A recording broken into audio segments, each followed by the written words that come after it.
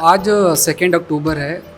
ये दिन हमेशा से याद रखा जाता है क्योंकि चाहे हमारी सामाजिक या राजनीतिक या किसी भी वैल्यू सिस्टम की हम बात करें, चाहे संवैधानिक वैल्यू सिस्टम की बात करें, इसमें आज जो दिन है और जिस पर्सन से ये रिलेटेड दिन है, उसमें जो कोर वैल्यू है वो बहुत हद तक इनके द्वारा दिए गए जो विचार हैं, उस विचार से काफ़ी ज़्यादा इन्फ्लुएंस थे। तो इस पूरे राउंड टेबल के अंदर, जिसमें प्रोफेसर रामानंद राठी हैं जो गांधीवादी विचारधारा पर कैरी भी करते हैं, और साथ में डॉक्टर GL शर्मा है जो सोशल साइंटिस्ट हैं, और बहुत सारे हम लोग भी हैं, हम जो स्टूडेंट हैं, जो कि समझने का प्रयास करेंगे कि आज जिस तरीके से समाज बदल रहा है, विश्व बदल रहा है, या पॉलिटिकल सिनारियो बदल रहा है, जो वैल्यू सिस्टम जो है उसमें बदलाव देखने को मिल रहा है, कंज्यूमरिज्म देखने को मिल रहा है, मेटेरियलिस्टिक लाइफस्टाइल देखने को मिल रही है, और जिसका इम्पैक्ट ख़ास तौर से देखा जाए एनवायरनमेंट पे, जिसका इम्पैक्ट हमारे माइंडसेट पे, जिसका इम्पैक्ट विश्व में जो पीस है उस पर भी देखने को मिल रहा है। तो ऐसी स्थिति में गांधी जी के विचार कैसे रेलिवेंट है एनवायरनमेंट को लेके, समाज को लेके, हमारे खुद को लेके, इंडिविजुअल। आज के समय में देखा जाए तो बहुत सारे बच्चे सक्सेस की डेफिनेशन को बहुत लिमिट करके, और अगर वो सक्सेस नहीं अचीव कर पाते हैं तो ऐसे कदम उठा लेते हैं जो कि बहुत एक्सट्रीम कदम होते हैं। तो वो जो सक्सेस की डेफिनेशन है और जो एक इमोशनल इंटेलिजेंस और दूसरी चीज़ें हैं, तो इंडिविजुअल लेवल पे किस प्रकार से वो वैल्यू सिस्टम हमारे काम का है, क्या चीज़ें हम सीख सकते हैं, इन सारी बातों पर जो है चर्चा करेंगे।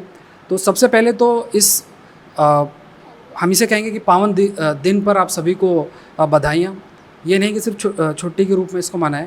जो यूथ है, ख़ास तौर से जो एडमिनिस्ट्रेटर हैं, जो सिविल सर्वेंट है, वो ये वैल्यू सिस्टम है जिस पर हम बहुत सारे डिस्कशन करेंगे, उन वैल्यू सिस्टम को लेकर जाएं और ज़रूर से अपने जो एडमिनिस्ट्रेटिव स्किल है उसमें उसका इस्तेमाल करें। तो बहुत सारी चीज़ें हैं जो हम लोग डिस्कस करेंगे। सबसे पहले मैं सर से पूछना चाहूँगा, प्रोफेसर रामानंद राठी सर से, कि सर जिस तरीके से समाज के अंदर आज के समय में जो चीज़ें बदल रही हैं, जिस तरीके से बदल रही हैं, और जो गांधी जी थे उन्होंने भी बहुत सारे अपने विचार रखे समाज के प्रति, तो आपको क्या लगता है कि जो बदलाव आज हो रहा है और जो गांधी जी ने कुछ जो अपने विचार रखे वो किस प्रकार से रेलिवेंट? आपने सवाल किया, आज से बहुत ही प्रासंगिक हो गए हैं। गांधी जी जिस तरह से पूरी दुनिया आज हिंसा के दहाने पे या हिंसा की मोड़ पे खड़ी हुई है, और पूरा विश्व जो है हिंसा की चपेट में है, और उपभोक्तावाद अपने चरम पर है। जो हमारी जीवन शैली है उसमें सिर्फ दोहन, चाहे वो प्रकृति है, पृथ्वी के जितने भी संसाधन हैं उनका अधिकतम दोहन, इस पर ही ध्यान है। जबकि गांधी जी उनके सीमित दोहन पे बात करते थे। हम जिस तरह की वैज्ञानिक अवधारणा देखते हैं, सस्टेन्ड जो विकास है, तो उसकी बात जो करते हैं कि संसाधनों के जो जिसे कहना चाहिए कि बहुत ही विवेकपूर्ण उनका वो दोहन किया जाए, तो वो सारी बातें हम गांधी जी के अंदर पाते हैं। अब दूसरी बात जो अभी थोड़े देर पहले अनौपचारिक रूप से उठी थी, मार्क्स और गांधी की, तो उसमें हम देखें कि दोनों ही जो सामाजिक समरसता है, दोनों ही लोग ये चाहते हैं कि समाज में ऊंच नीच ना, आर्थिक असमानता ना हो। ख़ास तौर से आप पढ़ेंगे मार्क्स को, तो मार्क्स का पूरा इसी पे सारा दर्शन है, और गांधी भी नहीं चाहते हैं कि समाज के अंदर आर्थिक असमानताएं हों। बात सिर्फ मीन्स की है कि उनको अटेन कैसे किया जाए, इस चीज़ को प्राप्त कैसे किया जाए, ये भी एक अंतर बहुत बड़ा है गांधी में और मार्क्स में। मार्क्स एक तरफ कहते हैं, देखिए आप मार्क्स को पढ़िए, लेनिन कहते हैं कि बंदूक की नली से ही सत्ता निकलती है और उससे ही परिवर्तन आएगा। दूसरी तरफ गांधी अहिंसा की बात करते हैं। वो कहते हैं कि अहिंसा हमें कहीं ले जा नहीं सकती, अहिंसा हिंसा कहीं ले जा नहीं सकती, क्योंकि हिंसा का जन्म फिर प्रतिहिंसा को जन्म देगा, फिर प्रतिहिंसा को जन्म देगा, यानी हिंसा से अंततः परिणाम प्रतिहिंसा के रूप में आएंगे, और वो किसी तरह हमें कहीं ले जाएगा नहीं, और एक अंधेरी गली में जाकर के ये पूरा विश्व, पूरा समाज रुक जाएगा, थम जाएगा। तो ये दोनों के अंदर अंतर है। दूसरी बात जो है, हम देखते हैं कि गांधी एक ऐसा विचार, गांधी आज के समय में तो गांधी बहुत ज़्यादा इसलिए प्रासंगिक हो गए हैं कि आप देखिए विश्व में जहाँ जाएंगे गांधी के ऊपर आज सेमिनार चल रहे हैं, क्योंकि लोगों ने देखा कि जितना पर्यावरण का मुद्दा है, आज पर्यावरण का मुद्दा शीर्ष के ऊपर है, लेकिन गांधी ने बहुत पहले कहा ग्राम स्वराज की बात की। हम अपने देश की बात करें, अपने देश में आज देखते हैं कि कितनी सारी बेरोज़गारी है, युवाओं के अंदर एक विस्फोट है एक तरह का कि बेरोज़गारी का, लेकिन गांधी जी ने बात की ग्राम स्वराज की, गांधी जी ने श्रम की बात की कि ताकि अधिकतम लोग कुटीर छोटे उद्योगों की बात की।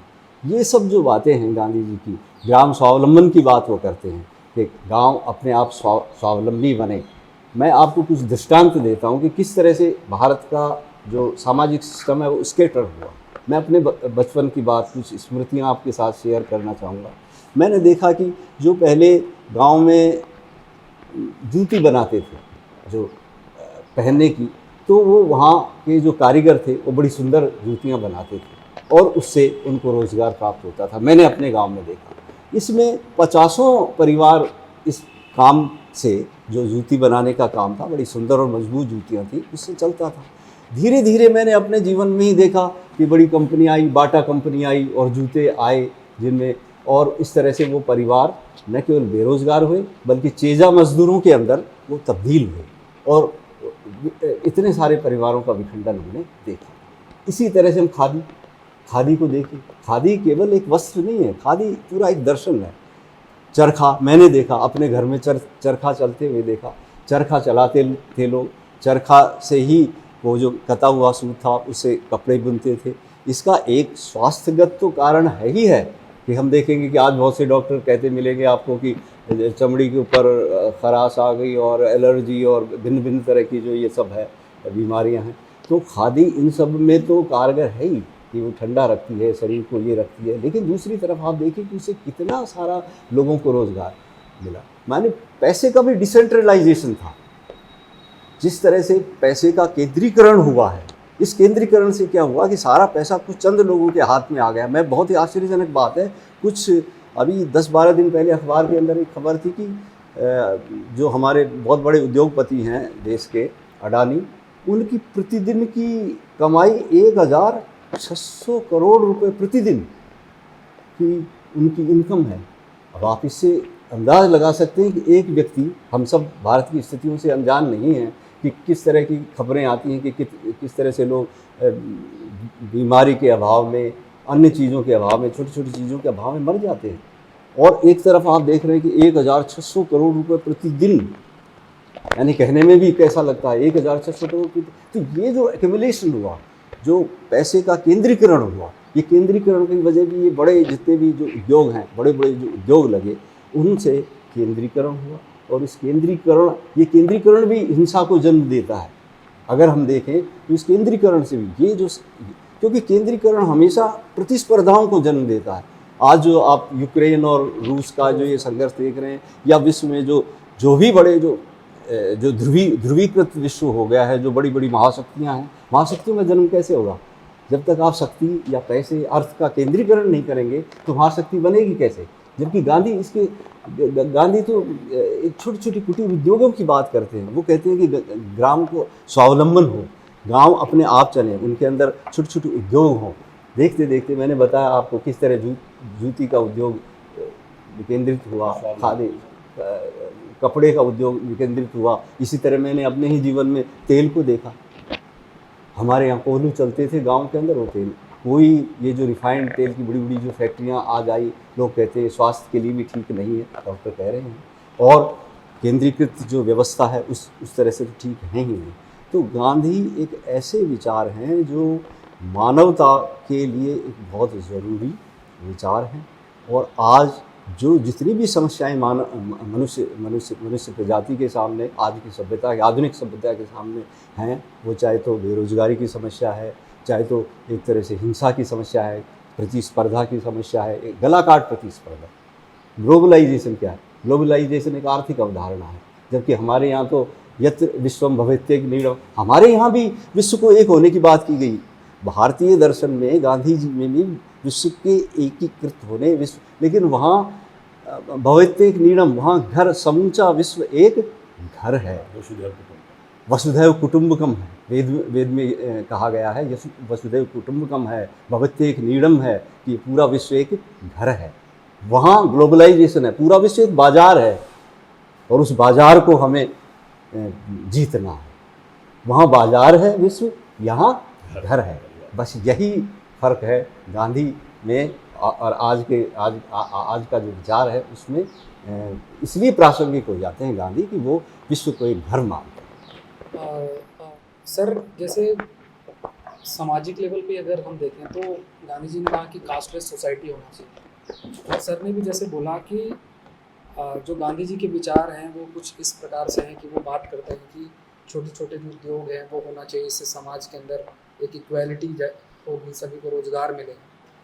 लेकिन जैसे अगर हम बात करें उन देशों की, जैसे नॉर्वे जैसा देश है, फिनलैंड जैसा देश है, स्वीडन जैसा देश है, यूरोप जहाँ पे 2 करोड़ पॉपुलेशन है, यहाँ पे बहुत ही कम पॉपुलेशन है, तो क्या वो विचार, क्योंकि हमने उनके विचारों को कैरी करके हम उनकी तरह हो गए, लेकिन ये भी हमें देखना है कि क्या जो उनके विचार हैं या यहाँ के जो विचार गांधीयन वैल्यू सिस्टम है, जहाँ पे पॉपुलेशन इतनी कम है, उनके पास लेबर नहीं है, तो मशीनीकरण अगर वो नहीं करेंगे, अगर वो मशीनीकरण ना करें, तो ऐसी स्थिति में क्या वो सर्वाइव कर पाएंगे? क्योंकि हमारे पास तो पॉपुलेशन इतनी अधिक है, गांव भी हैं, हमने अपना जो सेटलमेंट कुछ इस प्रकार से बनाया कि हमारे देश में गांव भी हैं, गांव एक प्रकार से खुद ही सेल्फ रिलायंट भी हैं, ऐसी स्थिति रही है। तो ये जो 2 डिफरेंट विचार चले हैं, एक तरफ गांधीयन वैल्यू सिस्टम और दूसरी तरफ जो है एक आप कह सकते हैं दूसरा जो एक जो एक ग्लोबलाइजेशन को जिसने जन्म दिया है दूसरी चीज़ों में, तो वो कैसे आप देखते हैं आज के समय में इनको बैलेंस करके हम कैसे चलेंगे? क्योंकि दोनों ज़रूरी हैं, रेलेवेंस एक देखने में अच्छा वो है लेकिन वो भी ज़रूरी है। बहुत ही समसामयिक और प्रासंगिक प्रश्न सौरभ ने किया। देखिए, सबसे पहले मैं बात करता हूँ कि गांधी एक व्यक्ति नहीं है, गांधी एक पूरी संस्था है, एक विचार है, एक दर्शन है, जिसने पूरे विश्व को, पूरे ब्रह्मांड को प्रभावित किया।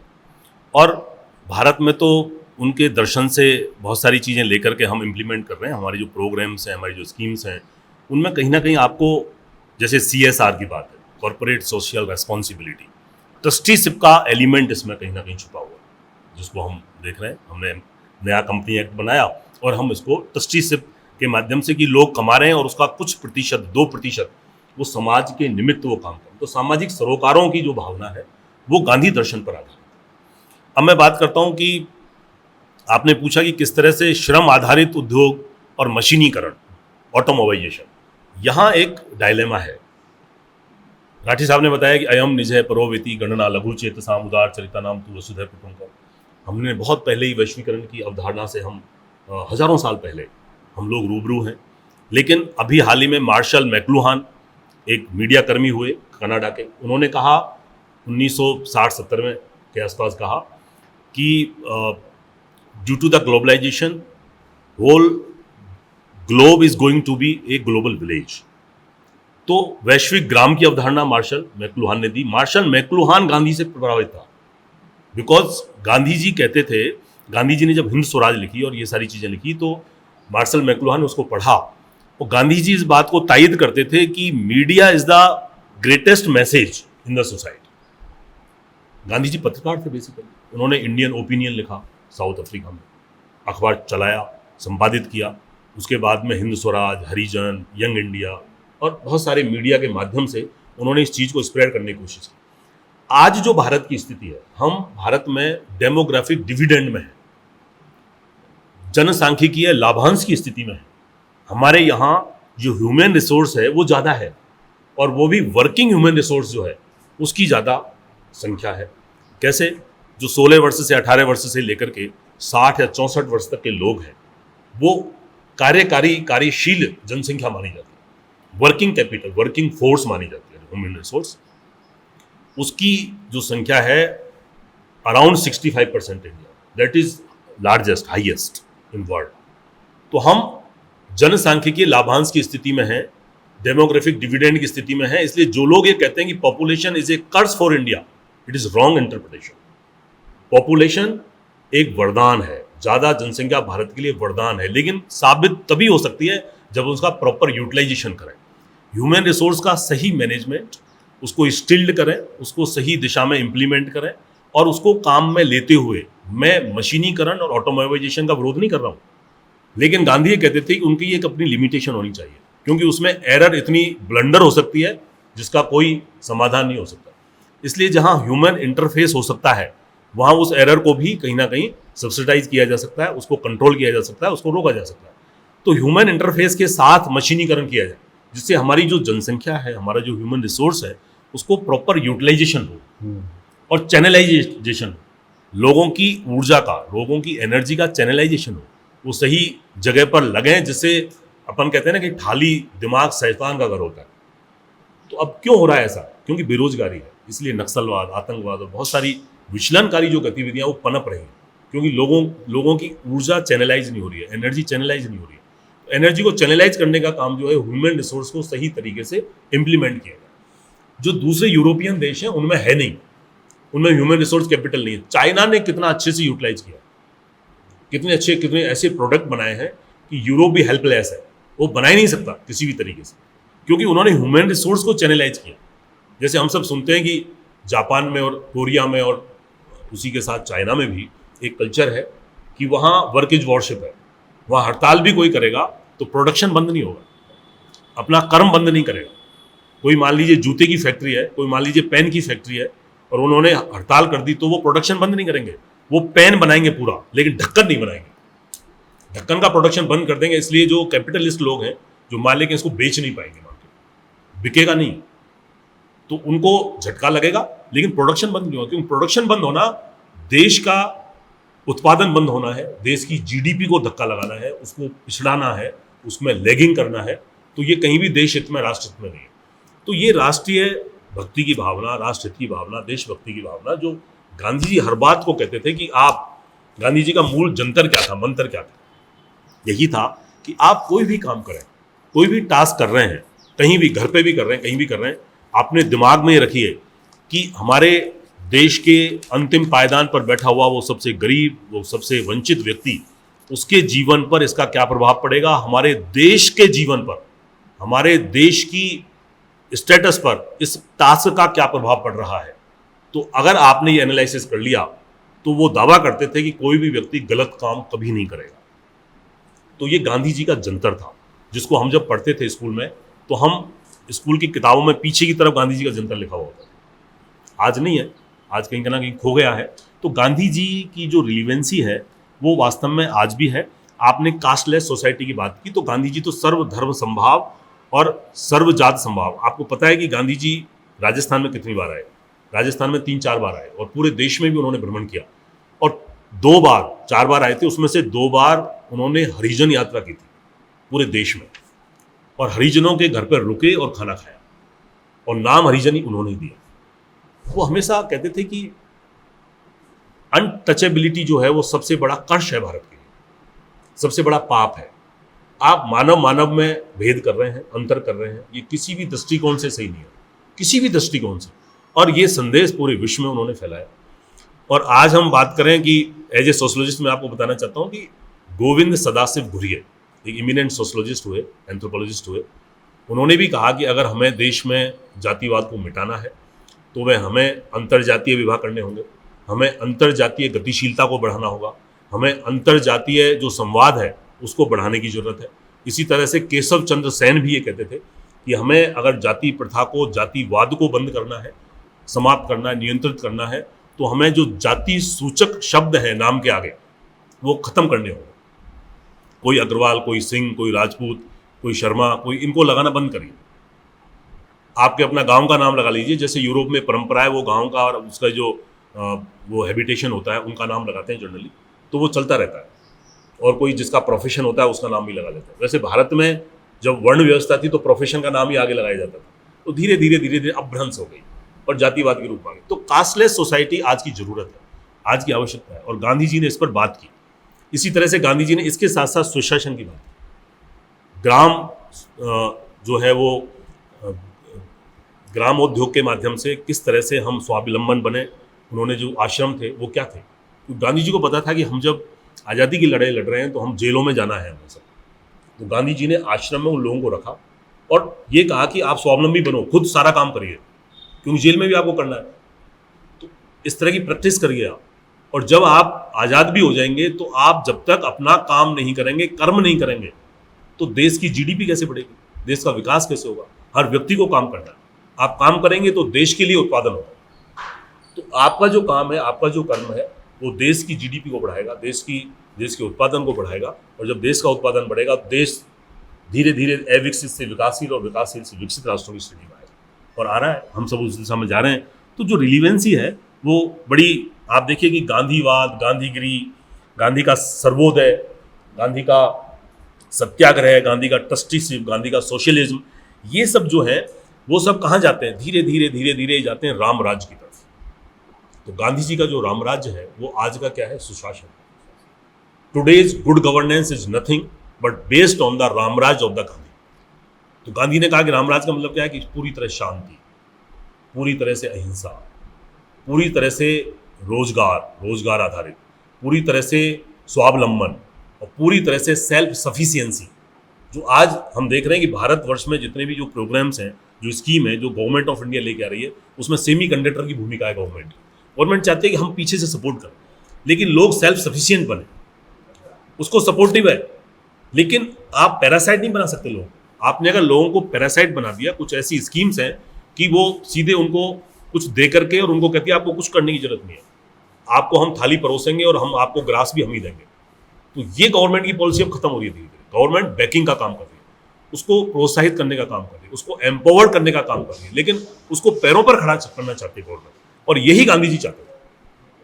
गांधी जी का मूल जो मंतव्य था वो यही था। और आया कहाँ से, unto the last, John Ruskin की जो किताब थी, जिसका अनुवाद उन्होंने गुजराती में सर्वोदय के रूप में किया, हिंदी में किया, और वहीं से सर्वोदय का और आज जो अंत्योदय की योजना है, आज उस अंतिम व्यक्ति तक सरकार पहुंचना चाहती है, उसके वेलफेयर के लिए, उसके इंक्लूसिवनेस के लिए।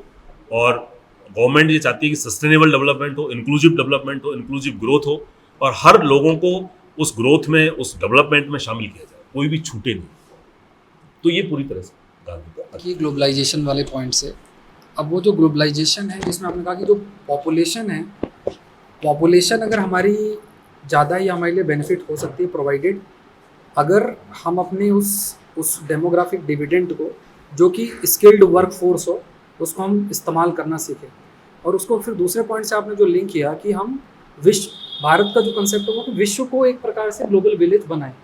तो इसका मतलब ये हुआ कि अगर हम हमारे देश में पॉपुलेशन ज़्यादा है, उसको अगर हमने स्किल्ड प्रोवाइड किया, और इस डेमोग्राफिक डिविडेंड का जो इस्तेमाल है वो सिर्फ भारत की बाउंड्री तक सीमित ना रहे। थ्रू स्किल इंडिया हम उस चीज़ को विश्व के बहुत सारे जो देश हैं वहाँ जो लेबर की ज़रूरत है, जैसे जापान विश्व में ऑलमोस्ट सबसे बूढ़े देशों में आता है, और जापान की स्थिति ऐसी है कि वहाँ पे जो एक लेवल ऑफ आइसोलेशन है सोसाइटी के अंदर वो इतना ज़्यादा है कि वहाँ पे एक बहुत बड़ी इंडस्ट्री डेवलप हुई है रोबोट्स की बहुत बड़ी इंडस्ट्री डेवलप हुई है, जो कि काम क्या करती है, आप जाओ मार्केट में रोबोट खरीदो और रोबोट आपसे बातें करेगा, आपको जो है अच्छा फील कराएगा। वहाँ पे ये तक बिजनेस चल गया है कि लोग कहते हैं कि हम आपके साथ बैठ के खाना खाएंगे 2 घंटे, और आप जो है मतलब आपको जो बोलना है मुझे बोलो, मैं सब आपको सुनूंगा, और उसके लिए आपको 1 घंटा इतना पैसा देना पड़ेगा। मतलब लोगों के पास बात करने के लिए इंसान नहीं है। हाँ, ये बेसिकली क्या है, इंडस्ट्रियलाइजेशन का एक एक्सट्रीम पॉइंट है जहाँ पे हम ऑटोमेशन, मशीनीकरण बहुत अधिक करने लगते हैं। हाँ, तो जहाँ पे गांधी जी का जो एक ये आइडिया है कि हम एक डिसेंट्रलाइज्ड वे में चीज़ों को डेवलप करेंगे, बट उन्होंने ये भी कोशिश की है कि ह्यूमन इंटरेक्शन बना रहे, इंसान से जुड़ा रहे। ठीक है, तो इसमें आप लोग का क्या व्यू पॉइंट है? मतलब आप सर, मार्क्स और गांधी जी की बात करें तो मार्क्स हिंसा में यकीन रखते थे, लेकिन गांधी जी पूर्णतः अहिंसा में यकीन रखते थे, हिंसा के विरोधी थे। और अगर सर आज का सिनेरियो देखें तो जिस तरीके से रशिया यूक्रेन वॉर है, अनेक देशों में गृह युद्ध है, तो उसमें सर जो गांधी का जो अहिंसा का दर्शन है, उसकी जो महत्व स्वाभाविक तौर पे बहुत बढ़ जाता है। इसके अलावा सर जो गांधी जी अपनी अंतःकरण, नैतिक शिक्षा, इन सब पे जोर देते थे कि इंसान जो आत्म सुधार जो है, अगर सभी व्यक्ति अपना सुधार कर लें सभी, तो अपने वो कहते थे कि कर्तव्यों में जो है सभी के अधिकार सुरक्षित हैं, सभी अपने अपने कर्तव्यों का पालन करें तो सभी के अधिकार स्वतः ही सुरक्षित हो जाते हैं। सर तो बहुत प्रासंगिक है हर क्षेत्र में गांधी जी के विचार। गांधी जी कहते थे कि सिद्धांत विहीन और नैतिकता विहीन राजनीति है वो हमें विनाश की ओर लेके जाती है। तो वर्तमान परिस्थितियां जैसे कि आपने बताया कि यूक्रेन में वॉर चल रहा है, या आर्मेनिया अजरबैजान में वॉर चल रहा है, या फिर चाइना ताइवान में चल रहा है, या भारत और चाइना के बीच में जो टेंस सिचुएशंस है, इन सब में कहीं न कहीं राजनीतिक महत्वाकांक्षाएँ बहुत ज़्यादा हैं, जो ये समझते हुए कि जैसे सर ने राठी साहब ने पहले बताया था शुरुआत में कि व्यक्ति केंद्रीकरण कर रहा है पैसे का, और इसी वजह से उसकी जो है महत्वाकांक्षाएँ बढ़ रही हैं और दूसरे के संसाधनों पे वो अपना अधिकार जमाना चाह रहा है। तो गांधी जी ने शुरुआत से इन चीज़ों का विरोध किया था और व्यक्ति विशेष को साथ लेके चलने की बात उन्होंने कही थी, ना कि नैतिकता विहीन राजनीति की बात की थी। वर्तमान अगर हम देश की वैश्विक राजनीति के अलावा अगर हम देश में राजनीति भी देखें, तो राजनीति में जो उथल पुथल हमें देखने को मिलती है, उसमें भी कहीं न कहीं वो स्वार्थ की राजनीति हावी होती हुई नज़र आती है, जिसका कि बहुत पहले गांधी जी ने हमें समाधान प्रस्तुत कर दिया था। तो मुझे लगता है कि न केवल जनता को, बल्कि जो जिम्मेदार राजनेता ऊपर बैठे हुए हैं, उन्हें भी गांधी जी के सिद्धांतों को अपने नैतिक जीवन में लागू करके और इन चीज़ों का समाधान प्रस्तुत करना चाहिए देश के साथ। Very good morning to everyone. पहले तो सबसे पहले आप सभी को गांधी जयंती की बहुत बहुत शुभकामनाएं। और मेरा नाम जयंत है। मैं आप सभी के, आपने सर ने जो विचार रखे यहाँ पे, सबसे मैं बिल्कुल सहमत हूँ। और बिल्कुल सही बात है कि आज की तारीख में कास्टलेस सोसाइटी की बहुत ज़्यादा नीड है। लेकिन मुझे उसके साथ साथ, इन सभी चीज़ों के साथ साथ, जो मुझे एक और चीज़ जो फील होती है वो होता है कि लैंग्वेज का बैरियर जो है वो मुझे बहुत ज़्यादा फील होता है। It's not just about any a particular place, या फिर अपन किसी एक जगह की बात करें, कहीं और की बात करें। इंडिया में ही अपन देखें तो बहुत सारी लैंग्वेजेस हैं यहाँ पे, ठीक है। लेकिन सिर्फ उसके अलावा भी अपन देखें, नॉर्मल अलग अलग गांव की अलग अलग भाषा भी, आज आप जयपुर से थोड़ा सा बाहर भी जाएंगे, हर एक 10 किलोमीटर के डिस्टेंस पे भी भाषा बदल जाती है ना। राजस्थान में भी, पूरा का पूरा राजस्थान में बहुत तरह की भाषाएं हैं, अलग अलग मारवाड़ी वगैरह, ठीक है। लेकिन जब अपन एक जॉब की बात करते हैं, तो जॉबलेसनेस जो आई है, जो इमर्ज होके आई है, ये चीज़ सबसे ज़्यादा बेरोजगारी, उसमें मुझे कहीं ना कहीं नॉलेज के अलावा एक लैंग्वेज का बैरियर बहुत ज़्यादा फील होता है। क्योंकि छोटे गाँवों में अगर अपन देखेंगे तो मतलब इंग्लिश मीडियम स्कूल्स की ज़्यादा व्यवस्था नहीं है, और वहीं अपन सिटीज़ में देखें तो बहुत ज़्यादा अच्छी मतलब सुविधाएं हैं, सारी चीज़ें। दो आजकल these facilities have been arrive to a globalised basically. अपन देखेंगे यूट्यूब पे भी और बाकी जगह पे भी ये चीज़ें अवेलेबल हो जाती है, सीखने को मिल जाती हैं। लेकिन कहीं ना कहीं बेसिकली अगर आप ज़ीरो लेवल से अगर उस चीज़ को एक स्टूडेंट के अंदर नहीं डालेंगे, नहीं सिखाएंगे, तो वो इंटरेस्ट नहीं लेगा। यही चीज़ गाँव में होती है, और गाँव के बच्चे ज़्यादातर, हालांकि मैंने देखा भी है ये चीज़ कि गांव के बच्चे जो होते हैं वो बहुत अच्छी अच्छी पोजीशन पे गवर्नमेंट जॉब्स में निकलते हैं, लेकिन कहीं ना कहीं वो इस चीज़ को फेस करते हैं कि लैंग्वेज जो है वो उनको कहीं ना कहीं दिक्कत देती है। ये चीज़ मैंने बहुत ज़्यादा फील भी की है, नोटिस भी किया है। और आज की तारीख में जितनी ज़्यादा डिमांड है एक प्राइवेट सेक्टर में इंग्लिश मीडियम जॉब्स को लेके, कि आपको बोलनी भी इंग्लिश आनी चाहिए, आपको पढ़ाना भी इंग्लिश में आना चाहिए, that is also I have seen in many organisations.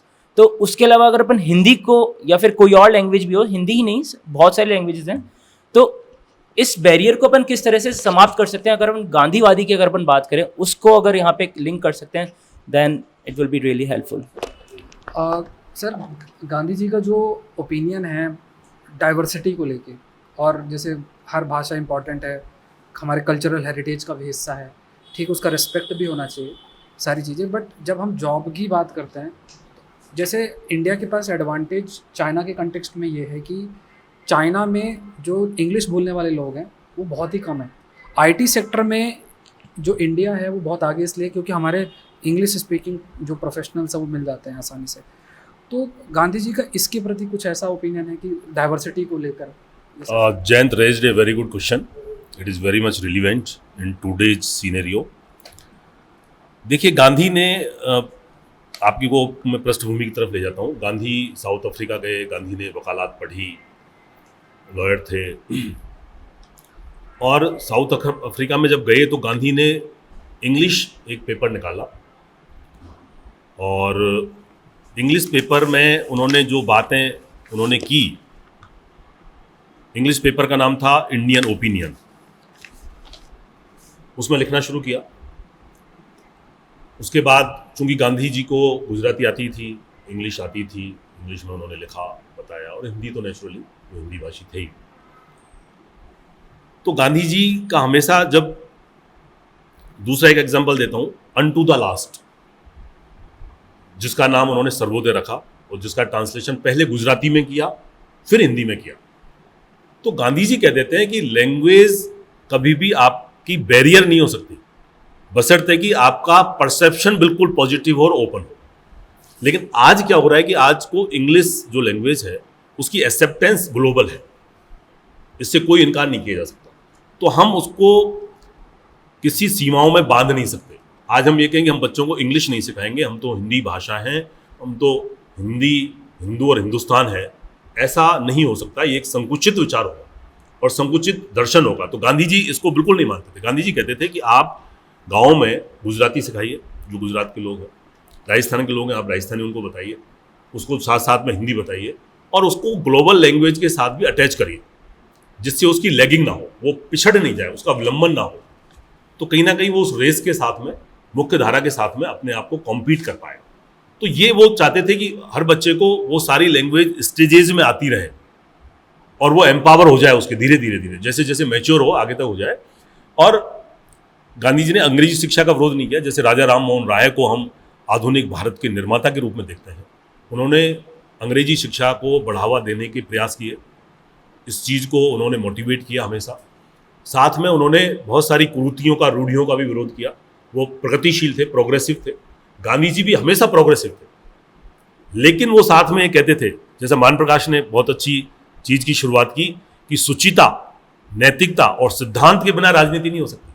क्योंकि जैसे गांधी जी ने 7 पाप बताए थे, मैं आपको रिसाइट करता हूँ। सिद्धांत के बिना राजनीति, कर्म के बिना धन, आत्मा के बिना सुख और चरित्र के बिना ख्याति, नैतिकता के बिना व्यापार, मानवता के बिना विज्ञान और अंत में त्याग के बिना पूजा।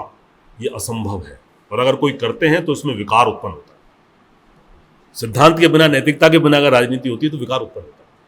तो ये क्लैशेज हर जगह आते हैं, चाहे वो ग्लोबल लेवल हो, चाहे वो लोकल लेवल हो, चाहे वो नेशनल लेवल हो। तो ये हम देखते हैं। तो गांधी जी इसमें बड़े ओपन थे, बहुत खुले हुए थे कि सबको कोई लैंग्वेज का बैरियर नहीं होना चाहिए। और वो एक इस बात को नरेट करते थे कई जगह कि रशियन लोग, चाइनीज लोग, खासतौर से रशिया में, और जापानीज लोग, ये अपनी भाषा को बड़ा महत्व देते हैं, ग्लोबल के साथ जुड़ नहीं पाते हैं। लेकिन हालांकि जापान ने बहुत प्रोग्रेस की, लेकिन कहीं ना कहीं जापान को ये बात आज भी अखरती है कि इंग्लिश समझने वाले, बोलने वाले लोगों की उसके देश में कमी है। और आज जिस तरह के क्राइसिस थे जापान गुजर रहा है, अपन सब देख रहे हैं। चाइना इस बात को समझ रहा है, रशिया ने बखूबी इस बात को समझा, और रशिया में ये आ गया कि रशिया ने ओपन कर दिया। रशिया में बहुत अच्छे से इंग्लिश लैंग्वेज में बहुत सारे कोर्सेज पढ़ाए जाने लगे जो पहले बहुत ही सीमित थे। तो गांधी हमेशा कभी भी इस चीज़ को संकुचित विचार के रूप में नहीं लेते थे, और वो हमेशा ओपन माइंडेड रहे। और उन्होंने बड़े खुलकर के इस बात की चर्चा की कि हर किसी अच्छी चीज़ का अनुवाद अनेक भाषाओं में, अनेकानेक भाषाओं में होना चाहिए। और उन्होंने तो हर अपने, चाहे नवजीवन पत्रिका है, हरिजन संदेश है, यंग इंडिया है, वो कई भाषाओं में उन्होंने संपादित किए, कई भाषाओं में उनका ट्रांसलेशन किया। राठी जी बहुत अच्छे से इसको बताएंगे। और भाषा का सवाल है, जहाँ तक 2-3 बातें हैं उनकी। तो जो प्रथम पुस्तक है हिंद स्वराज, वो मूल तो गुजराती में लिखी उन्होंने, बाद में हुए हैं सब ट्रांसलेशन। अब तो संस्कृत में भी हो गया, अंग्रेजी में भी हो गया, संस्कृत में भी हो गया हिंद स्वराज का अनुवाद। लेकिन जो पहला जो उन्होंने 1909 में लिखी गई थी, तो 1909 में जो उन्होंने लिखी हिंद स्वराज, तो पहली एक पुस्तक थी जिसमें उन्होंने स्वराज के अर्थों को एक तरह से प्रकट किया, अपने विचार उनके, वो स्वराज को लेके क्या सोचते हैं। वो पहली पुस्तक ही गुजराती में है उनकी। तो इससे उनका पता है, क्योंकि भाषा, देखिए, भाषा सिर्फ बोलने का मामला नहीं है, ये जातीय अस्मिता, जिसे एथनिक आइडेंटिटी कहते हैं, ये हमारी जातीय अस्मिता का भी मामला है। आप सिर्फ भाषा को, ये कम्युनिकेशन की बात तो है उसमें, लेकिन ये जातीय अस्मिता की बात है। गांधी जी कह रहे हिंदी भाषा के लिए, हिंदी भाषा का तो प्रचार प्रसार वो खुद कहते थे, वो तो हिंदी भाषा के समर्थन में कितना उन्होंने प्रचार प्रसार किया, वो कहते थे हमेशा। और राजगोपालाचारी को उन्होंने, राजगोपालाचारी ने मद्रास में और यहाँ पे हिंदी समिति खोली, और वहाँ पर लोग, यहाँ के लोग, मेरे भी एक परिचित जो बुजुर्ग हो गए थे, मैंने अपने बचपन में देखा, वो वहाँ पर हिंदी प्रचार समिति में जाकर के उन्होंने हिंदी पढ़ाई मद्रास में, जो कि तो ऐसे लक्ष्मण स्वरूप त्रिपाठी, तो वो वहाँ गए, अपनी पत्नी को साथ ले गए और उन्होंने वहाँ पर हिंदी प्रचार समिति में जो सुशीला राजगोपालाचारी, तो वहाँ पे गांधी जी की प्रेरणा से ये सब हो रहा था। वो कह रहे थे कि पूरे भारत को, इसमें उन्हें बार बार कहते हैं कि मुझे कोई संदेह नहीं है कि हिंदी में ही वह शक्ति है कि वो इस देश का की राष्ट्रभाषा। देखिए आज तक भी हम राजभाषा तो बना पाए, राष्ट्रभाषा तो बना, आज तक उसको दर्जा नहीं मिल पाया है। तो गांधी जी हिंदी के बड़े समर्थन में थे, वो इसको लेते थे। लेकिन जैसे आपने अभी बताया शर्मा जी ने कि कोई संकुचित उनका दृष्टिकोण नहीं था, वो इसको एक पूरे विश्व के परिप्रेक्ष्य में देखते थे। तो गांधी जी हिंदी के पक्ष में थे। उन्होंने, इससे पता लगता है कि उन्होंने खुद की किताब ही गुजराती में लिखी। तो ये सब बातें गांधी जी। दूसरी बात, उन्होंने एक शब्द कहा अंतःकरण। अब अंतःकरण की बात और राजनीतिक मूल्यों की बात एक ही है। गांधी जी में द्वैध नहीं है, भीतर कहीं द्वैध नहीं है। वो जैसे दिखते हैं वैसे ही हैं। मेरा जीवन ही मेरा दर्शन है। आप देखिए, इसीलिए शायद वो कम्युनिकेट कर पाए। जब वो दक्षिण अफ्रीका से 1915 में आए और उन्होंने देखा भारत की, वहाँ इससे पहले वो चला चुके थे, उससे पहले उन्होंने वहाँ पर सत्याग्रह का सफल प्रयोग कर चुके थे वो। लेकिन जब वो यहाँ आए और उन्होंने गोखले जी के कहने से पूरे भारत का भ्रमण किया और देखा, तो उन्होंने पाया कि मैं इनके साथ कैसे कम्युनिकेट करूं। देखिए कि भारत की स्थितियां क्या थी, आदमी के पास कैसे, एक बार का तो दृष्टांत वही है कि जब औरत के पास में, जब वो क्यों पहनने लगे थे वो ऐसे कपड़े, क्योंकि जब वहाँ पर हैं, जब वो कस्तूरबा पूछती हैं कि आप क्यों नहीं निकल रही हैं महिलाएं घर से, तो उन्होंने कहा कि हमारे पास एक ही कपड़ा है, तो वो दूसरी नहीं आ सकती है। तो वो उनका अंतःकरण एक तरह से हिल गया, वो करुणा से भर उठे और उन्होंने उसी वक्त अपने वस्त्र त्याग दिए। ऐसा नहीं था, गांधी शुरू से ऐसे थे। गांधी तो बैरिस्टर थे, बहुत अंग्रेजी के पढ़े लिखे थे, टाई लगाते थे।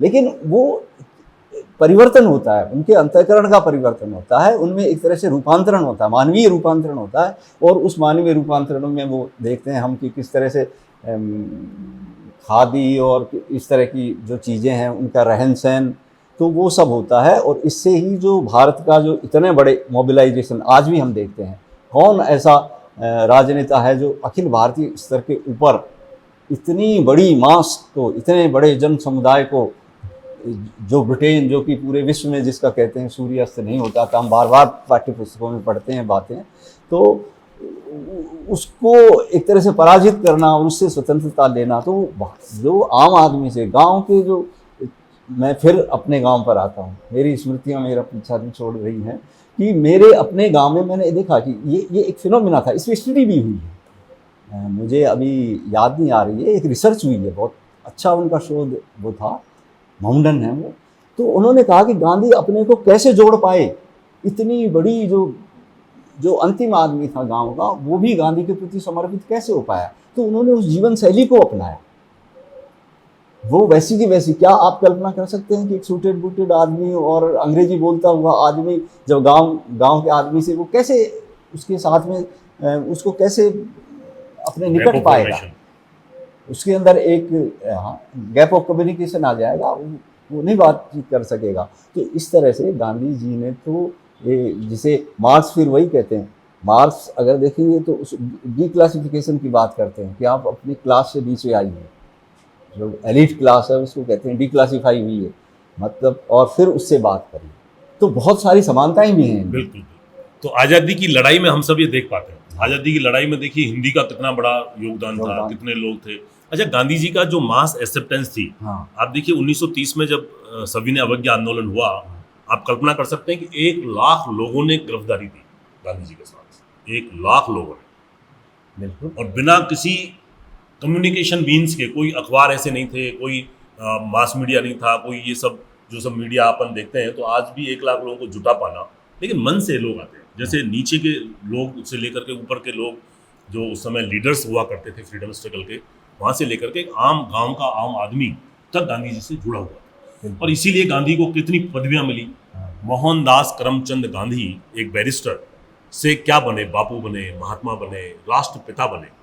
आपको मैं एक तथ्यात्मक जानकारी दे दूं कि सबसे पहले महात्मा शब्द जो है वो किन किन लोगों ने गांधी जी के लिए कहा। सबसे पहले ये बात कही गुजरात के एक राजवैद्य थे, वैद्य जीवराम कालिदास। उन्होंने 1915 में सबसे पहले उनको कहा महात्मा, गांधी इज ए महात्मा। 1915 में ही स्वामी श्रद्धानंद ने उनको कहा महात्मा, और 1915 के आसपास ही रविंद्रनाथ टैगोर ने उनको महात्मा कहा। तो गांधी महात्मा बने, महात्मा गांधी बने, मोहनदास करमचंद गांधी महात्मा गांधी बने। बापू उनको कब पुकारा जाता था? जब वो साबरमती आश्रम में रहते थे, तो वहाँ के जो इनमेट्स थे, वहाँ के जो शिष्य थे उनके, वो उनको बापू के नाम से संबोधित करते थे। तो बापू एक सर्वव्यापी नाम हो गया। और इसी तरह से राष्ट्रपिता नाम जो है वो सुभाष चंद्र बोस ने दिया। जब रंगून रेडियो था उस समय, रेडियो पर आज़ाद हिंद फौज और आज़ादी के जो संबोधन थे वो सुभाष चंद्र बोस को बुलाया गया था रंगून रेडियो पर, और उन्होंने कहा कि मोहनदास करमचंद गांधी, महात्मा गांधी हमारे राष्ट्रपिता महात्मा गांधी। तो ये राष्ट्रपिता का जो संबोधन है ये 6 जुलाई 1944 को रंगून रेडियो पर सुभाष चंद्र बोस ने दिया। तो ऐसे हमारे गांधी थे। जो कहने का मतलब ये है कि कोई गांधी को किसी सीमा में बांधा नहीं जा सकता। गांधी असीमित विचार है, दर्शन है, एक पूरी संस्था है। और सौरभ, मैं आपको ये बात बहुत अच्छे से कह सकता हूँ कि एक और दृष्टांत है उनका कि जैसे मनु उनकी वो थी, होती थी जो उनके साथ रहती थी, मनु ने एक किताब लिखी इंग्लिश में बाद में। मनु काफ़ी विद्वान थी, और मनु से पूछा गया कि गांधी को आप कैसे देखते हैं, गांधी का किस तरह से आपको लगता है कि गांधी जो थे उसको आपको किस तरह से गांधी ने प्रभावित किया। तो गांधी पर जो किताब लिखी मनु ने, उसका टाइटल दिया गांधी माई मदर, मेरी जन्मदात्री। मतलब जो वैचारिक जो प्रस्फुटन था मनु के विचार में, वो सब गांधी से आया। ना माता से मिला, ना पिता से मिला। और उसने कहा कि गांधी ने किस तरह से मुझे अनुशासन में पिरोया, किस तरह से जीवन में संदेश दिया, किस तरह से पूरे राष्ट्र को एक सूत्र में बांधा। तो मनु ने बखूबी, आपको कभी पढ़ना है तो ये पढ़ें। और एक और किताब गांधी पर बहुत अच्छी है, प्रासंगिक है, गुहा की एक किताब है जो उन्होंने लिखी, गांधी आफ्टर इंडिया। तो इंडिया आफ्टर गांधी। रामचंद्र गुहा हिस्टोरिशियन है, अवार्डी है, साहित्य अकादमी का अवार्ड उनको मिला। The making of modern India एक किताब लिखी उन्होंने, the making of modern India, उस पर उनको अवार्ड मिला। और फिर इंडिया आफ्टर गांधी, रामचंद्र गुहा ने लिखा, शायद किताब इंडिया आफ्टर गांधी में गुहा साहब ने वो सारी बातें जो हम लोग डिस्कस कर रहे हैं बखूबी तरीके से लिखी है। और आज की गांधीवाद, आज की गांधीगिरी, कई मूवियों में इस तरह का आया कि गांधीगिरी के माध्यम से हम कैसे गांधी के विचारों को आज प्रासंगिक बना सकते हैं। आप प्रैक्टिकल करके देखेंगे तो आपको आनंद आएगा। कोई आदमी आपके ऊपर कितना भी गुस्सा हो रहा है, मतलब गुस्सा कर रहा है, आपको बिल्कुल डांट रहा है, कुछ भी कर रहा है, चाहे वो परिवार के लोग हो सकते हैं, चाहे किसी संस्था में आप जहाँ काम करते हैं लोग हो सकते हैं, आपका बॉस हो सकता है, और आप गांधीगिरी अपना के देखिए, आप मुस्कुराइए, आप हंसिए, आप उनको हाथ जोड़ दीजिए। गांधी जी यही करते हैं। तो वो ऐसा कोई, मतलब हिमालय की बर्फ की तरह वो व्यक्ति पिघल जाए। Am I right, Saurabh? Sir एक प्रश्न मेरे मन में आ रहा था, जैसे गांधीयन व्यूज़ को हम लोग अभी से इतना डिस्कस कर रहे हैं, जैसे उन्होंने जो अपने विचार रखे वो मिनिमलिस्टिक, मतलब कपड़े भी पहनना है तो जितना ज़रूरत है उतना पहनना है, ये सारी चीज़ें हैं। तो आज के समाज में जहाँ पे भारत की जो जनसंख्या है वो 140 करोड़ है, दूसरा अगर सभी लोग जैसे गांधी जी हैं, अगर उन्हीं के विचारों को लेते हुए चीज़ें कम इस्तेमाल करेंगे तो जो प्रोडक्शन है, मतलब डिमांड नहीं होगा उन चीज़ों का, तो जब डिमांड नहीं होगा तो प्रोडक्शन नहीं होगा, प्रोडक्शन नहीं होगा तो इकोनॉमी अफेक्ट होगी और जॉब क्रिएट नहीं होगी। तो ये चीज़ जो है, अगर मतलब विचार तो ठीक है, बट फाइनली मान लीजिए सरकार है, सरकार को तो वहाँ पे बताना पड़ेगा ना, कि क्योंकि हमने चर्चा की अनएम्प्लॉयमेंट है, बट एम्प्लॉयमेंट जनरेशन के लिए डिमांड ज़रूरी है। डिमांड जनरेशन के लिए ज़रूरी है कि उन चीज़ों का इस्तेमाल हो। हमें पानी की बॉटल पी रहे हैं, अब ये हो सकता था कि एक जग रखा है पानी का और उसमें हमने सबने उसी जग से पानी पी लिया, तो डिमांड तो खाली जग की क्रिएट हुई। लेकिन अगर हमने सबने ये इतनी सारी बॉटलें ली, जैद ने एक बॉटल पी भी ली, तो उससे क्या होगा, इसका प्रोडक्शन होगा, पानी को हम दे रहे हैं, एम्प्लॉयमेंट मिलेगा, हज़ारों लोग इसको एम्प्लॉयमेंट मिले। तो अब जब एक तरफ प्रैक्टिकलिटी होती है और एक तरफ विचार होते हैं, तो इसमें थोड़ा सा आप लोग बताइए। इसको कहते हैं मार्क्सियन टर्म में प्राक्सिस। मार्क्स ने एक टर्म दी थी praxis, means there should be a coordination, convergence between the thought, theory and action, that is praxis. तो मैं एक शेर से इसकी शुरुआत करूं। आप बात कर रहे हैं सस्टेनेबल डेवलपमेंट की, एनवायरमेंटल प्रोटेक्शन की, और साथ में इकोनॉमिक ग्रोथ की भी और एम्प्लॉयमेंट जनरेशन की भी बात। किसी शायर ने कहा है कि खौफजदा हैं बेजुबा जानवर और दरख्त, जब से जंगल में दाखिल हुआ है आदमी, जंगल घटते गए, शहर बढ़ते गए, और अब शहर ही कंक्रीट के जंगल हैं और आदमी ही जानवर। तो हमने डिस्ट्रक्शन ज़्यादा किया है। हमने इंक्लूसिव डेवलपमेंट और सस्टेनेबल डेवलपमेंट की बजाय, हमने स्पेसशिप इकोनॉमिक की बजाय हमने ताबड़तोड़ इकोनॉमी अपनाई है। आपकी बात सही है कि उससे एम्प्लॉयमेंट जनरेशन होता है, लेकिन गलत तरीके से हो रहा है। आप उन चीज़ों का प्रोडक्शन करिए, उन रिसोर्सेज को काम में लीजिए जो बहुतायत हमारे पास है और जिनका डीजनरेशन नहीं हो, जिनकी, जैसे प्रकृति में एक खूबी है कि वो सियोजनरेस होती है, होमोस्टेसिस करती है प्रकृति। आप कहीं से मिट्टी खोदेंगे, आपने 2 परात 10 परात, एक ट्रॉली मिट्टी कहीं से खोद ली जहाँ मिट्टी खूब सारी है, 1 महीने बाद आप देखेंगे वो जगह आपको खाली नहीं मिलेगी, वो भर चुकी होती है। इसको होमोस्टेसिस कहते हैं। ये सियोजनरेस प्रोसेस है, सेल्फ उस चीज़ को रिकवर करने की, ये प्रकृति में है। और प्रकृति में 2 तरह की चीज़ें हैं जो हम जब जानते हैं, चूँकि सिंगल यूज़ प्लास्टिक पर बैन लग गया है, पॉलीथीन पर बैन है, तो बायो डिग्रेडेबल है, बायो नॉन डिग्रेडेबल चीज़ें।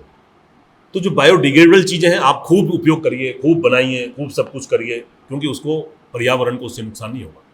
लेकिन बायो नॉन डिग्रेडेबल जो चीज़ें हैं, जो प्लास्टिक आप यूज कर रहे हो 50 साल तक एज इट इज ही रहेगा, जो जानवरों को खत्म कर रहा है, जो गायों को खत्म कर रहा है, जो और चीज़ों को खत्म कर रहा है, हमारा सॉइल पॉल्यूशन कर रहा है, वाटर पॉल्यूशन कर रहा है, दूसरा एनवायरमेंटल हमारा दूसरी तरह के पॉल्यूशन कर रहे हैं, जो खत्म ही नहीं होता। ग्रीन, आप देखिए कि ग्रीन हाउस इफेक्ट हो रहा है, बर्फ पिघल रही है, ये सब क्या है कि हम पॉल्यूशन की वजह से हो रहा है। तो बात यहाँ पर ये कि आपके पास रिसोर्सेज बहुत सारे हैं, वो रिसोर्सेज रिसाइकल्ड भी हो सकते हैं। आप ऐसा जनरेशन करिए, ऐसा प्रोडक्शन करिए, रिसाइकल्ड हो जाए, एनवायरनमेंट को क्षति नहीं करे, उससे रोजगार भी पैदा हो और उसको कहीं भी किसी तरह से इकोलॉजिकल इम्बैलेंस ना हो। तो ये सस्टेनेबल डेवलपमेंट है, टिकाऊ विकास, जिसका कॉन्सेप्ट हर्लेम ब्रंटलैंड ने दिया। ब्रंटलैंड कमीशन बना, world commission on sustainable, world commission on development, economic and development, ये एक कमीशन बना था 1980s में। और हर्लेम ब्रंटलैंड जो थी नॉर्वे की पीएम थी, उसके बाद उनको यूएनओ में ले लिया गया, वो यहाँ पे आ गई और उन्होंने, वो कमीशन की पहली चेयरपर्सन थी और उन्होंने कॉन्सेप्ट दिया सस्टेनेबल डेवलपमेंट। तब से टिकाऊ विकास, सतत विकास, संधारित विकास ये आया। उन्होंने ये कहा, ये क्या है sustainable development? Is what? Nothing but the balance between the environment and the economic growth, economic development. आप आर्थिक विकास करिए, लेकिन ये सोच के करिए कि उसका नेगेटिव प्रभाव, नकारात्मक प्रभाव कहीं पर्यावरण पर तो नहीं पड़ रहा है, कहीं वो पर्यावरण प्रदूषण तो नहीं हो रहा है, खूब करिए। तो आज जैसे कार्बन फुटप्रिंट की बात होती है, सभी इस तरह के मैकेनिज्म आ गए हैं कि पॉल्यूशन को एब्जॉर्ब कर रहे हैं, उसको कम कर रहे हैं, धीरे धीरे रिड्यूस कर रहे हैं। और कॉप जो है, कॉन्फ्रेंस ऑफ पार्टीज हो रही हैं रेगुलर, और ग्लोबल लेवल पर भी इसको स्वीकार किया जा रहा है कि हमको धीरे धीरे हमको पेरिस कन्वेंशन जो था उस पर आकर के और उसको धीरे धीरे क्योटो प्रोटोकॉल को अपनाते हुए और वो पॉल्यूशन के मानक को नीचे लाना है और उसको सस्टेनेबल डेवलपमेंट में बदलना है। वाह। तो गांधी का जो ओपिनियन था, उसके साथ में रोजगार बढ़ना चाहिए, प्रोडक्शन बिल्कुल होना चाहिए, रिसोर्सेज को यूटिलाइज किया जाना चाहिए, लेकिन स्पेसशिप इकोनॉमी के साथ। वो क्या है? वो ये है कि रिसोर्सेज का दोहन उनका ही किया जाए जिससे पॉल्यूशन ना हो, और जब आप दोहन आपने कर लिया तो उसको रिसाइकल किया जाए, उसको रीयूज किया जाए, उसको वेस्ट नहीं किया जाए। आज जो सबसे बड़ी चुनौती विश्व के सामने है वो गार्बेज को वो करने की है, मैनेजमेंट करने की, सॉलिड वेस्ट मैनेजमेंट, दूसरे जो मैनेजमेंट है। आप आईटी सेक्टर में कितना वो हो रहा है, जो साइबर कचरा है वो कितना हो गया, उसको कहाँ ऐसे करें। तो उसकी टेक्नोलॉजी आ रही है, तो हमें प्रोडक्शन ऐसा करना चाहिए, उस टेक्नोलॉजी पर बेस्ड करना चाहिए जो रीयूज हो, रिसाइकल हो, और वो कम से कम पर्यावरण के लिए तो प्रदूषित ना हो। Zero effect, zero defect, full effective हो, लेकिन उसका डिफेक्ट यानी पर्यावरण का जो नुकसान है वो कम से कम हो, तभी हम हमारे ग्लोब को क्लाइमेट चेंज से बचा सकते हैं। तब हम हमारी बायोडाइवर्सिटी को बचा सकते हैं, तभी हम हमारे पूरे तरह से पर्यावरण को बचा सकते हैं। आज चीता क्यों लाया गया? क्योंकि फूड चेन इफेक्टिव हो रही है, टूट रही है, फूड चेन मेंटेन ही नहीं हो पा रही है, चीता खत्म हो गए। ऐसी बहुत सारी हजारों प्रजातियां आज रेड बुक में हैं जो विलुप्त होने की कगार पर है। उसका कारण पॉल्यूशन है, उसका कारण पूरा ये चेंज है, ग्लोबल चेंज है। तो हमारी हैबिट्स को बदलना होगा, हमें गो ग्रीन आना होगा, हमें जो भी हम अपनाएं, और शुरुआत हम अपने आप से कर सकते हैं। हम अपने आप से शुरुआत करेंगे, हम कोशिश करें कि पर्यावरण को कैसे कैसे हम किस तरह से संरक्षित कर सकते हैं। मैं कहना चाहूँगा कि वो प्रिंसिपल जो अहिंसा का था वो सिर्फ नॉन वायलेंस नहीं था, सिर्फ फिजिकली हर्ट करना नहीं, उसका मतलब था लोगों के मन में दूसरों के प्रति कंपैशन की भावना, करुणा, दया, ये सब होनी चाहिए। सबको साथ लेके चलने का भाव सब में होना चाहिए। अगर ये फील हम रखते हैं तो जो कास्ट सोसाइटी की हम बात करते हैं वो अपने आप ही फॉर्म हो जाएगी। क्योंकि अगर हम दूसरी कास्ट या दूसरे लोगों के बारे में अच्छा सोचेंगे, वो साथ लेके चलने का भाव रखेंगे, तो कास्टलेस सोसाइटी अपने आप फॉर्म हो जाएगी। अनटचेबिलिटी की जो प्रॉब्लम है वो खत्म हो जाएगी। और क्योंकि गांधी जी ने भी कहा है कि माफ़ कर देने का जो दायित्व है और जो हक है वो स्ट्रॉन्ग लोगों के पास है, वीक जो है वो फॉरगिव नहीं कर सकता। फॉरगिव जो आर्ट है, माफ़ करने की जो आर्ट है, वो स्ट्रॉन्ग, अगर हम मन से मेंटली मजबूत है तो हम लोगों को माफ़ कर सकते हैं। उन लोगों को माफ़ करेंगे तो ऑटोमेटिकली जो हम चाह रहे हैं, एक राम राज्य की जो हम स्थापना करना चाह रहे हैं, वो ऑटोमेटिकली स्थापित हो जाएगा। और सर मेरा एक क्वेश्चन है जो मैं पूछना चाहूँगा कि आज के जो पॉलिटिकल सिनेरियो में जिस हिसाब से रिलीजन को, पॉलिटिक्स को मर्ज किया जा रहा है, वो गांधी जी जैसा सोचते थे उससे काफ़ी अलग है। गांधी जी का मानना था कि धर्म को हम अलग तो नहीं कर सकते, क्योंकि धर्मलेस पॉलिटिक्स एक डेड बॉडी की तरह से कोई काम नहीं है। और धर्मचंद का मानना था ऑब्जर्वेंस ऑफ ड्यूटी, कि अपनी ड्यूटी को ऑब्जर्व करें। पर आज के समय में वो हो नहीं पा रहा, तो उसके लिए हम क्या कर सकते हैं कि हम उस दिशा में जो गांधी जी का वो विजन था उसको अचीव कर सकें, या फिर अचीव तो ना कर सकें पर उसके आसपास जा सकें। मैं शुरुआत करूँगा हमारे पुरुषार्थों से। हमारे यहाँ जीवन के 4 पुरुषार्थ माने गए हजारों वर्षों से: धर्म, अर्थ, काम और मोक्ष। तो पहला जो पुरुषार्थ है वो धर्म है। दिस धर्म इज नॉट रिलीजन। ये संप्रदाय, ये पंथ नहीं है। रिलीजन को जो अनुवादित किया गया है वो धर्म के रूप में सब जगह किया गया है, लेकिन मैं नहीं मानता ये सही इसकी व्याख्या है। रिलीजन का मतलब पंथ है, संप्रदाय है। धर्म जो है that is virtues, that is duty, that is accountability, that is responsibility.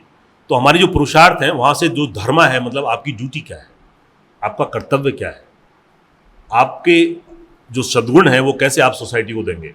Virtues जो है, वर्च्यूज वर्सेज वाइसेज की बात गांधी जी करते थे हमेशा, इसलिए 7 पाप उन्होंने बताया। वाइसेज यानी बुराइयाँ, पाप, और वर्च्यूज यानी सद्गुण। तो धर्म का मतलब यहाँ पर कर्तव्य परायणता से है।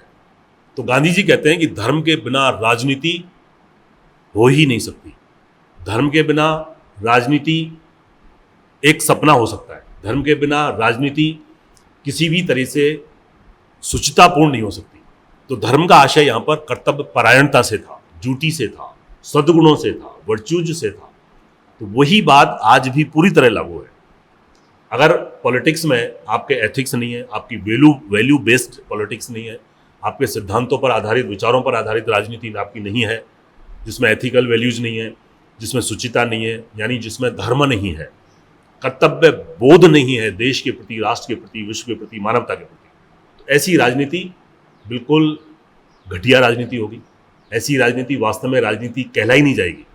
क्योंकि जब चाणक्य ने, कौटिल्य ने अर्थशास्त्र लिखा तो राजनीति का ग्रंथ था वो। हम सोचते हैं वो इकोनॉमिक कोई एपिक होगा, वो अर्थशास्त्र का कोई ग्रंथ होगा जिसको इकोनॉमिक्स कहते हैं, लेकिन अर्थशास्त्र नाम क्यों दिया? क्योंकि वो मानते थे कि राजनीति क्या है, राजनीति हमेशा उस राष्ट्र के लोगों के और मानव जीवन के उद्देश्यों की प्राप्ति करने का साधन है। बहुत बड़ी टर्म उन्होंने बताई। तो राजनीति को अर्थशास्त्र के साथ जोड़ा उन्होंने कि उसके बिना राजनीति बिल्कुल अधूरी है। तो राजनीति बेसिकली धर्म लोडेड होनी चाहिए, रिलीजन लोडेड नहीं, धर्म लोडेड, यानी कर्तव्य परायण से युक्त होनी चाहिए। अकाउंटेबिलिटी, रेस्पॉन्सिबिलिटी, उसमें कहीं ना कहीं अपने इस तरह के तत्व हों कि वो आपको क्या करना है, आपको क्या करना चाहिए, व्हाट ऑट टू डू, आपका मानवता के प्रति, समाज के प्रति, राष्ट्र के प्रति क्या कर्तव्य है, वो सारा का सारा जो है वो धर्म है, गांधी जी का धर्म है। और गांधी जी का रामराज भी इसी पर आधारित है। और गांधी जी हमेशा इस बात को हमेशा कहते थे यहाँ पर मैकियावेली और गांधी की तुलना भी होती है। मैकियावेली ने कहा कि साधनों की पवित्रता कोई आवश्यक नहीं है, आपका साध्य जो है वो होना चाहिए और उसको आपको प्राप्त करना चाहिए। कैसे भी साधनों से आप प्राप्त करें, by any kinds of the means, there should not be purity of the means. आपका लक्ष्य जो है वो आपको प्राप्त करना है, ये मैकियावेली कहता था। शेर और लोमड़ी की कहानी द प्रिंस उन्होंने लिखी। गांधी इससे इतर बात करते हैं। गांधी कहते थे नो नो नो, साध मिले या ना मिले, साधन आपका पवित्र होना चाहिए और होना ही चाहिए। अगर अपवित्र साधनों के माध्यम से आपने साध्य की प्राप्ति की, उद्देश्यों की प्राप्ति की, तो उद्देश्य तो बेईमानी है, वो उद्देश्य सही मायने में आपका उद्देश्य हो ही नहीं सकता। तो साधन की पवित्रता पर गांधी जी ने जोर दिया और यही सुचितापूर्ण जो राजनीति है, नैतिकतापूर्ण राजनीति, सिद्धांतों की राजनीति, विचारों की राजनीति, और एक कहना चाहिए कि वो राजनीति जो चाणक्य ने अर्थशास्त्र में दी कि हर तरह से आप एक ऐसा काम करें। गांधी जी इसका एग्जाम्पल देते हैं। मनु को कहते थे, मनु इतनी तेज लालटेन क्यों जला रखी है आप? कि बापू लालटेन कहाँ तेज है? नहीं, इतनी रोशनी की जरूरत नहीं, इसको कम करिए, तेल जलेगा। क्यों जलेगा? वेस्ट क्यों कर रहे हैं आप? रिसोर्सेज वेस्ट मत करिए। इसी तरह से चाणक्य कौटिल्य से जब कोई किसी दूसरे देश के राजदूत मिलने आते हैं तो वो राज्यसभा में वो समय नहीं दे पाते कि मैं बहुत व्यस्त हूँ, आप मेरे घर पे आइए। उनकी कुटिया पर जो वो मिलने जाते हैं तो वो अपने राज का काम कर रहे होते हैं, और जो वो मिलने आते हैं तो वो काम बंद कर देते हैं, वो दूसरी लालटेन जलाते हैं, वो राज वाली जो लालटेन वो बंद कर देते हैं और दूसरी टेबल पर बैठ करके वो उससे बात करते हैं। तो राजदूत ने सबसे पहले यही कहा कि कौटिल्य, मुझे आप ये बताइए, मेरी समझ में नहीं आया कि आपने एक लालटेन को बंद करके दूसरी लालटेन को चलाया। कि महाशय, अभी मैं राज का काम कर रहा था और इसमें तेल राज का जल रहा है, और अभी मैं आपसे मिल रहा हूं तो मेरी व्यक्तिगत मुलाकात है, मेरे घर पर, मेरी कुटिया पर मुलाकात है। ये मैं व्यक्तिगत जल रहा हूं, उसमें तेल जो है मेरा खुद का है, मेरी जो तनख्वाह मिलती है मुझे, राज जो देता है महामंत्री के रूप में, उसका तेल उसमें जल रहा है। These kinds of the ethical values, चरित्र, करेक्टर, ये करेक्टर जिस दिन पॉलिटिक्स में आ गया, राजनीति में आ गया, तो हम गांधीवाद और गांधी जी के जो रामराज्य है उसका सपना हम पूरा करें। सर, जैन जी ने एक क्वेश्चन पूछा था कि जो भाषा का बैरियर है वो बड़ा बैरियर दिखाई देता है, लेकिन मुझे भारतीय नौसेना में रहते हुए 15 साल दक्षिणी भारत के विभिन्न राज्यों में रहने का अवसर मिला। उसमें अलग अलग राज्य की अलग अलग भाषाएं थी और आज भी हम उन भाषाओं को समझना हमारे लिए उतना आसान नहीं है, चाहे कन्नड़ हो, चाहे तेलुगु है, तमिल हो या मराठी हो। लेकिन ये सोच कर बड़ा आश्चर्य होता है कि उस वक्त गांधी जी ने कैसे पूरे देश को एक साथ खड़ा किया होगा। जैसा कि सर ने बताया कि 1 लाख लोगों ने सविनय अवज्ञा आंदोलन के दौरान गिरफ्तारियां दी थी। आज हमारे पास मीडिया कितने रिसोर्सेज है, सोशल मीडिया है, ट्विटर है, व्हाट्सएप है या और सब, लेकिन आज भी हम इतनी मास को एक साथ एकत्रित नहीं कर पाते। तो मेरा मानना यह है कि स्वतंत्रता आंदोलन के दौरान पुरुषों के साथ महिलाओं ने भी इतनी भागीदारी निभाई थी, क्योंकि गांधी जी का जो नैतिक चरित्र था वो लोगों के नैतिक चरित्र को भी उससे डेवलप करते थे। पर आज जो नेशनल क्राइम ब्यूरो की रिपोर्ट्स हम देखते हैं उसमें हम पाते हैं कि महिलाओं के प्रति देश में जो है अपराध, उसमें बढ़ोतरी हमें देखने को मिलती है। सांप्रदायिक सद्भाव की भावना कई जगह में बिगड़ती हुई नजर आती है।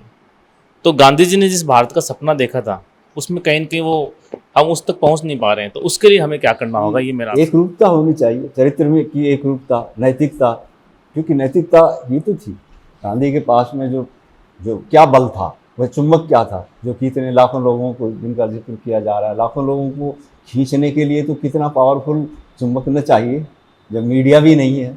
तो वो जो चुंबक था वो था उनका नैतिक बल, और वो जो जैसे दिखते थे सार्वजनिक जीवन में वैसा ही बरतते थे। उनके पास कुछ छिपा हुआ था नहीं, ऐसा था नहीं जैसा कि आज हम राजनीति में देखते हैं। हम सभी वाकिफ़ हैं कि कह कुछ रहा है, उसमें कोई द्वैध नहीं था, किसी तरह का द्वैध नहीं था। वो जैसा कह रहे हैं वैसे ही हैं भी।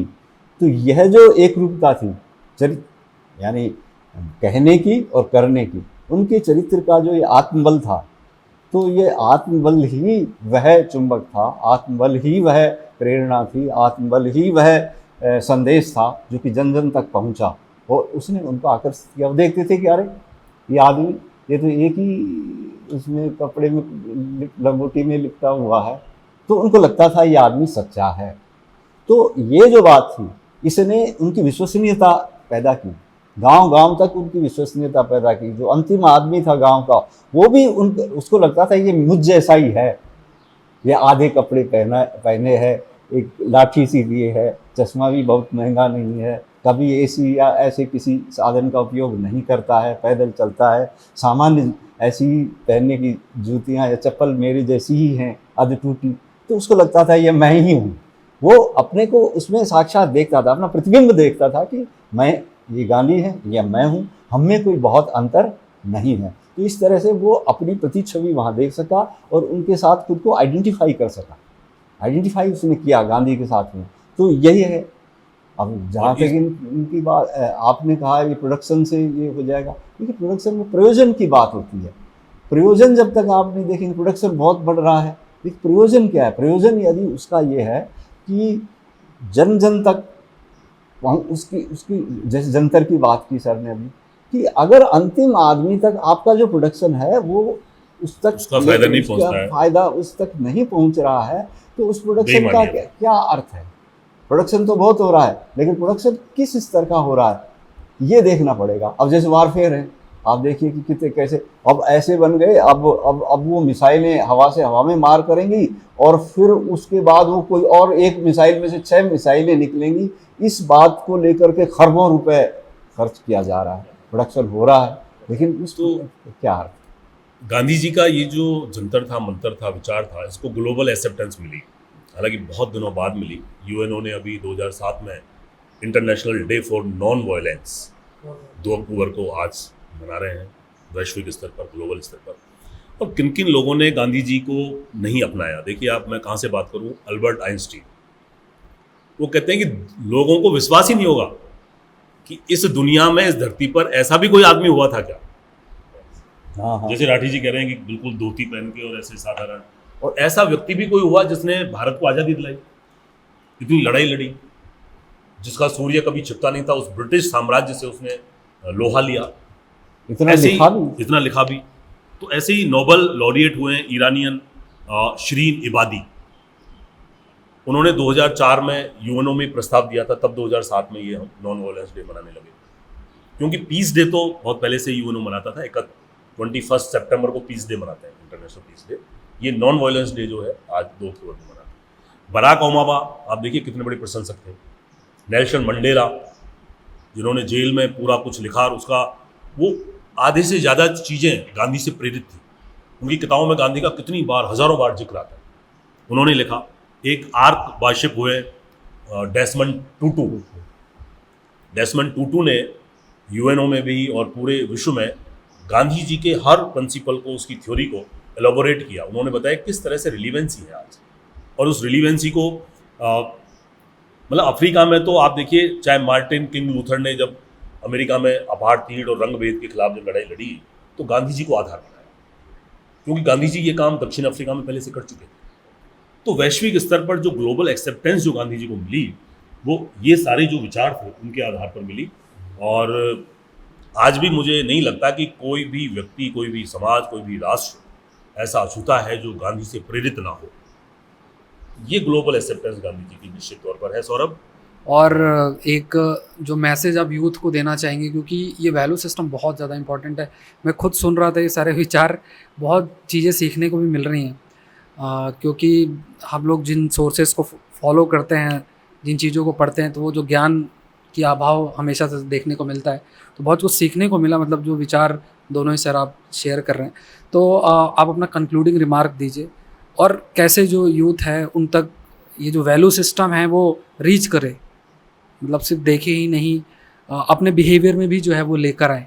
तो उसके लिए कुछ कहें। सबने चर्चा की, बहुत से युवा साथियों ने भी उन पर बात की, तो उनका कुल मतलब यही निकलता है कि गांधी कुल मिलाकर के अधिक प्रासंगिक होते जा रहे हैं। जिस तरह का विश्व है उसमें आज और अधिक प्रासंगिक हो गए हैं गांधी, और उनका जो पर्यावरण की बात करें, जो भी आज जितनी जो समस्याएं उठ खड़ी हुई हैं विश्व के अंदर, तो हिंसा और अहिंसा की बात हुई, तो इन सब के ऊपर आज गांधी अधिक प्रासंगिक हैं। आज गांधी को अधिक समझने और उनके पद चिन्हों पर चलने की अधिक ज़रूरत है, जितनी पहले कभी महसूस की गई, उससे कहीं आज जिस मोड़ पर आकर जो विश्व व्यवस्था, पूरा विश्व खड़ा हो गया है, उसमें आज और अधिक गांधी न केवल प्रासंगिक उनकी तरफ ही देख रहा है, बल्कि पूरा विश्व अगर विचारों कोई ऐसी जिसे कहें कि कोई ऐसी रोशनी अगर दुनिया के सामने दिखाई देती है जो कि इस सारे घटाटोप में जो हिंसा का और असंतोष का जो वातावरण विश्व में बना हुआ है, इसके अंदर गांधी एकमात्र ऐसी फ्लेम है, गांधी एकमात्र ऐसी उज्जवल मशाल हैं जिनकी रोशनी में पूरा विश्व आगे बढ़ सकता है। मैं ऐसा सोचता हूँ। देखिए, एक समय था जब लोग गांधी जी को चिट्ठी लिखते थे।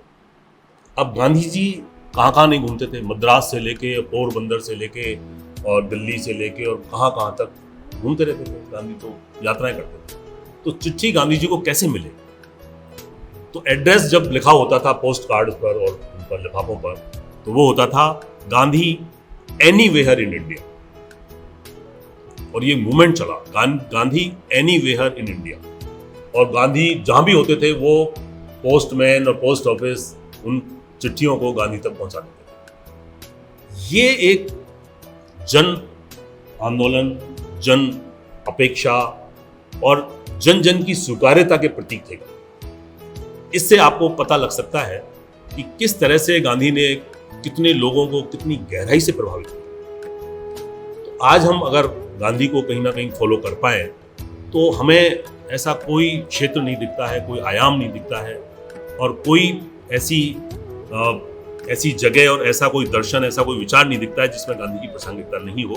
तो Gandhi anywhere in India, Gandhi anywhere in world, Gandhi anywhere in the thought, ये मेरा मन है। सो धन्यवाद आप सभी का। और ये पूरा का पूरा जो सेशन था, सबसे पहले तो professor Rathi, doctor JL Sharma और साथ में सभी जितने भी फ्रेंड्स हैं, तो सभी को धन्यवाद।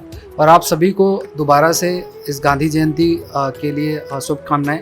और कोशिश करें, हम लोगों ने सभी ने कोशिश किया, स्पेशली डॉक्टर JL शर्मा और प्रोफेसर राठी, कि जो वैल्यू सिस्टम है, गांधीयन वैल्यू सिस्टम है, उस पर जितनी प्रकाश डाला जा सके उसको डाला गया। और ये पूरी अपेक्षा है कि आप लोग काफ़ी सारी चीज़ें इससे इस पूरे जो सेशन है उससे आपने सीखा होगा। So thank you everyone, thank you. Vaishnav Jan तो तेने कहिए जे पीर पड़ाई जाने रे। वैष्णव जन तो तेने कहिए जे पीड़ पराई